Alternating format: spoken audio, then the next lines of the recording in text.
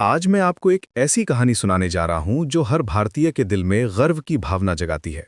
ये कहानी है हमारे गणतंत्र दिवस की, उन सवालों की जो हमारे इतिहास के सुनहरे पन्नों से जुड़े हुए हैं। जब सर्द जनवरी की सुबह में तिरंगा हवा में लहराता है, तो उसमें छुपी होती हैं अनगिनत कहानियां, संघर्ष और सपनों की। कल्पना कीजिए कि आप एक क्विज शो में बैठे हुए हैं। स्टूडियो की रोशनी आप पर पड़ रही है और होस्ट आपसे पूछता है, भारत में कौन सा राष्ट्रीय पर्व 26 जनवरी को मनाया जाता है? आपके सामने चार विकल्प हैं: स्वतंत्रता दिवस, गणतंत्र दिवस, गांधी जयंती या शिक्षक दिवस। आप मुस्कुराते हुए जवाब देते हैं, गणतंत्र दिवस। बिल्कुल सही। ये वो दिन था जब हमारा संविधान जीवंत हुआ था, जब भारत ने अपनी नई पहचान पाई थी। अब दूसरा सवाल आता है, और आपको लगता है जैसे आप इतिहास की उन गलियों में चल रहे हैं जहां हमारे पूर्वजों ने कदम रखे थे। भारत में गणतंत्र दिवस पहली बार कब मनाया गया था? विकल्प हैं 26 जनवरी 1948, 26 जनवरी 1949, 26 जनवरी 1950 या 15 अगस्त 1947। सही उत्तर है 26 जनवरी 1950।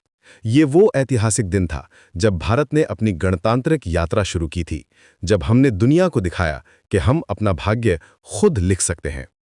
तीसरे सवाल में पूछा जाता है, और यहां आपको महसूस होता है कि ये केवल तारीखों का खेल नहीं है। 26 जनवरी 1950 को क्या लागू हुआ था? चार विकल्प: भारत का संविधान, स्वतंत्रता अधिनियम, गवर्नमेंट ऑफ इंडिया एक्ट या राज्य पुनर्गठन अधिनियम। जवाब है भारत का संविधान। ये वे पवित्र दस्तावेज था जिसने हमारे देश को एक नई दिशा दी, जिसमें हर नागरिक के अधिकार और कर्तव्य लिखे गए थे। चौथा प्रश्न बेहद महत्वपूर्ण है, और यहां आपको एक महान व्यक्तित्व की छवि दिखाई देती है। भारतीय संविधान के निर्माता कौन थे?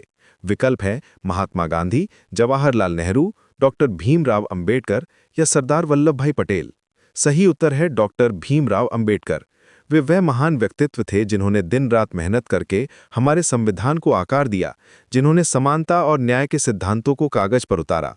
पांचवें सवाल में पूछा जाता है, और आप महसूस करते हैं कि नेतृत्व कितना महत्वपूर्ण होता है। संविधान सभा के अध्यक्ष कौन थे?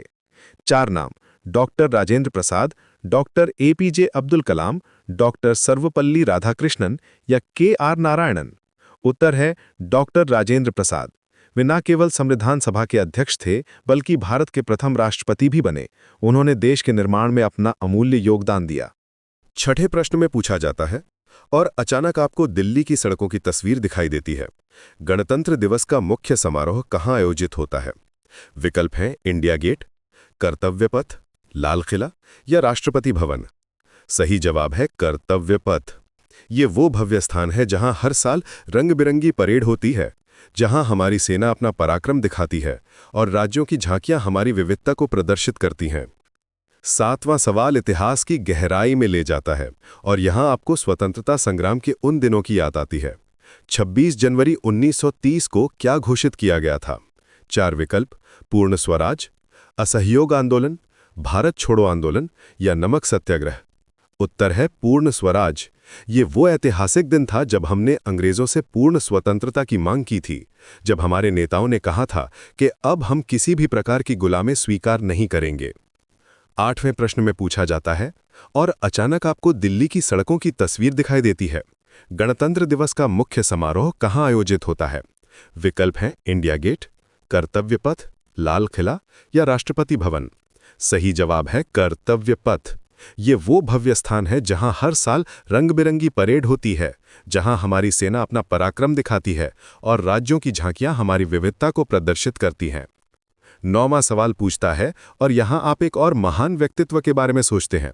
भारत के प्रथम राष्ट्रपति कौन थे? चार नाम: doctor Rajendra Prasad, doctor Sarvepalli Radhakrishnan, doctor Zakir Hussain या वी गिरी। जवाब है डॉक्टर राजेंद्र प्रसाद। वे हमारे पहले राष्ट्रपति थे जिन्होंने नवजात गणराज्य का नेतृत्व किया था, जिन्होंने देश को एक मजबूत नींव दी। अंतिम 10वां प्रश्न है, और ये सबसे महत्वपूर्ण है, क्योंकि ये हमारे मन में गणतंत्र दिवस का असली अर्थ बिठाता है। गणतंत्र दिवस क्यों मनाया जाता है? विकल्प हैं स्वतंत्रता की याद में, संविधान लागू होने की याद में, गांधी जी की याद में या विजय की याद में। सही उत्तर है संविधान लागू